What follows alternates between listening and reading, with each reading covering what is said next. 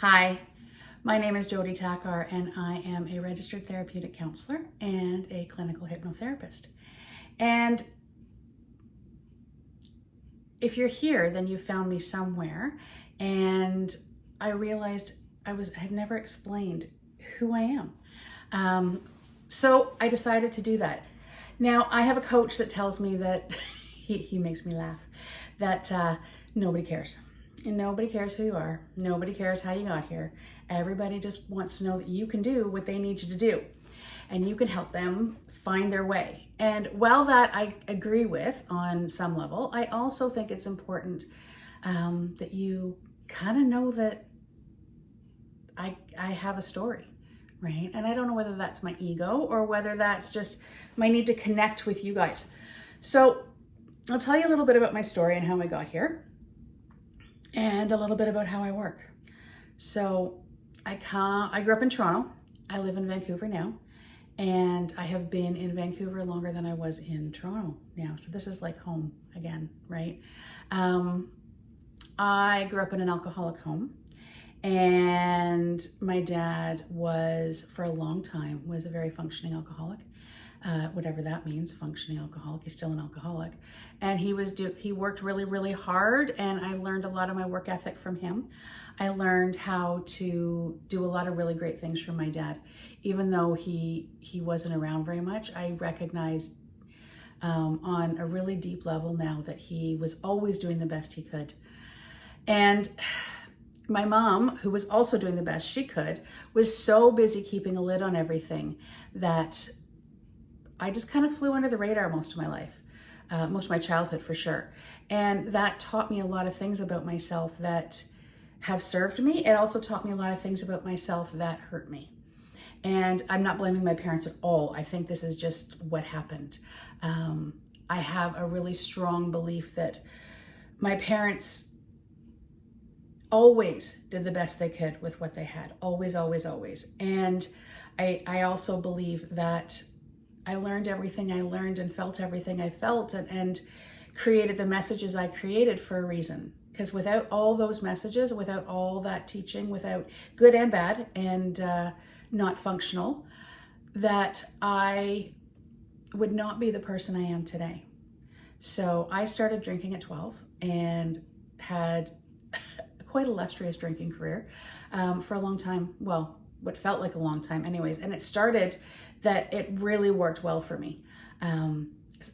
Alcohol was my first solution to all the angst that was going on inside of me.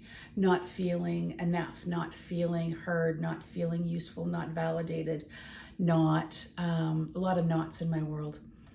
I spent a lot of time by myself. I spent a lot of time not feeling a part of and not feeling like I fit in.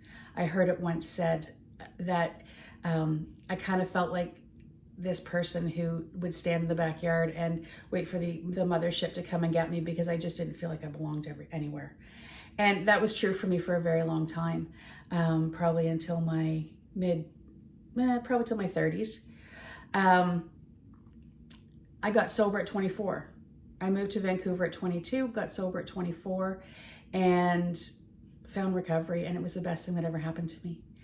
Because through my recovery, I found this world of healing, and I found this world of helping other people, and I truly found my jam. I am an empath. I am someone who feels very deeply. I am also someone who is a pretty straight shooter and tells you how it is in a way that I hope you can receive it. My job is never to be critical or to judge. I don't get to judge you. You are your own person. Until I stand in your shoes and walk in your skin, I have no business judging you. What you've experienced is not up for discussion or for me to judge. My job is to help you find your peace and your place in the world, and heal the wounds that you want to heal. When I found recovery, I just came alive. I didn't know that I could feel that good and feel like I belonged. And there were lots of moments where I didn't feel like I belonged. I felt alone in the crowd a lot when I was uncomfortable. Recovery gave me my path of going to counseling school. I was a foster parent first for a lot of years and loved it, but burnt out. And my kids are amazing, and I love my kids. And worked with a lot of young women and young girls who were pretty amazing. Even in their darkest and in their acting out and all those places, they were really amazing people. I then went to counseling school, and I went to counseling school so I could learn how to support my girls better. And through that, I've ended up opening a private practice. I stopped fostering, opened a private practice, and do a lot of different things. I work in the addictions field sometimes. Sometimes I work and I also have a private practice, and I do lots of different things in my private practice. From there, I went to work with families. I've worked with several agencies over the years, and really found my jam working with families and helping them support their addicted children and their newly recovering children, and created programs and all sorts of stuff. And then from that, I realized that often parents have their own stuff. Right? This is where I started really getting in touch with the part of me that realized, like, wow, like I was a mom now and 2 girls, and realizing that I bring a lot of my parents' stuff with me to parent my kids. And so of course other parents do that too. We all do it. It's multi-generational. We pass down what we learn. So I went to hypnotherapy school.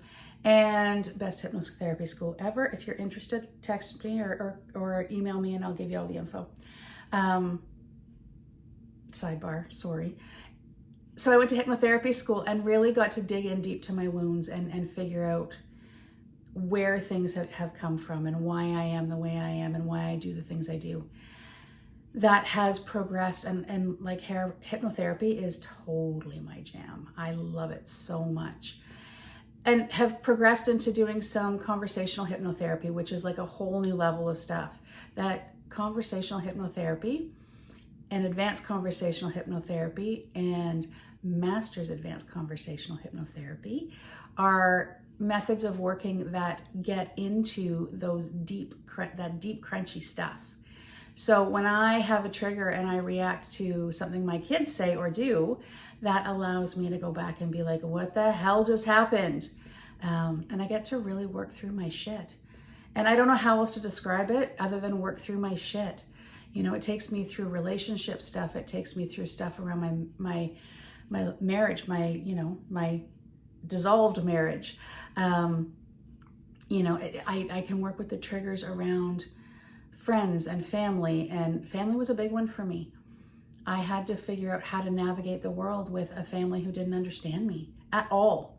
And now they don't really understand me anymore, but I don't need them to, because it's okay that they don't.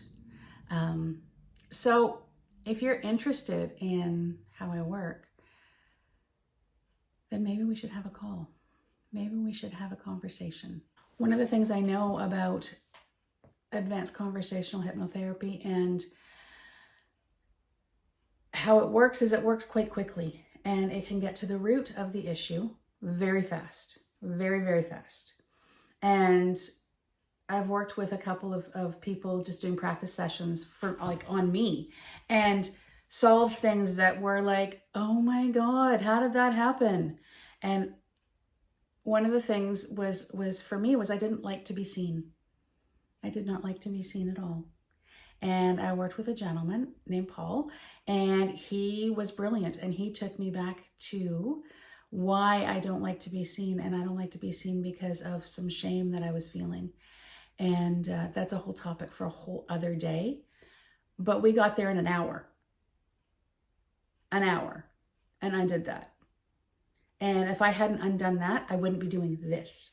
So that's kind of how it works. And I can have a deeper conversation with you at some point if you'd like. I just know that this stuff is brilliant.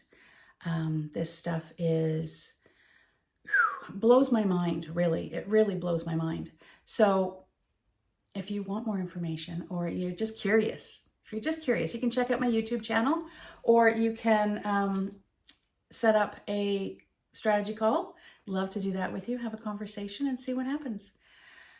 I will tell you more about my story as things kind of unfold, and because there's a lot of really big stuff in there, but there's also, you know, little nuances and stuff like that, and things that you could probably relate to. Anyway, I hope you're having a fantastic day, and I look forward to working with you.